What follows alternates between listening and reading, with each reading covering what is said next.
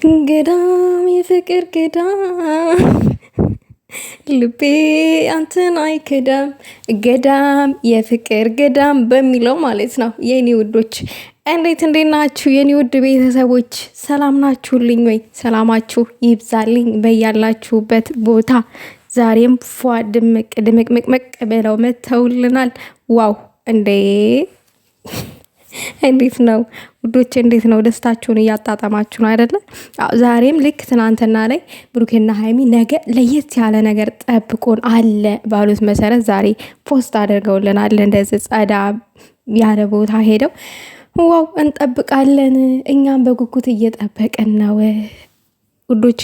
ሀይሚዬ የኔ እናት በቃ እዚህ ዱባይ ኖሪ፣ ውበቱን አፍሶብሻል፣ ጨምሮብሻል፣ ጨባብሮብሻል ማለት ነው ትላላችሁ።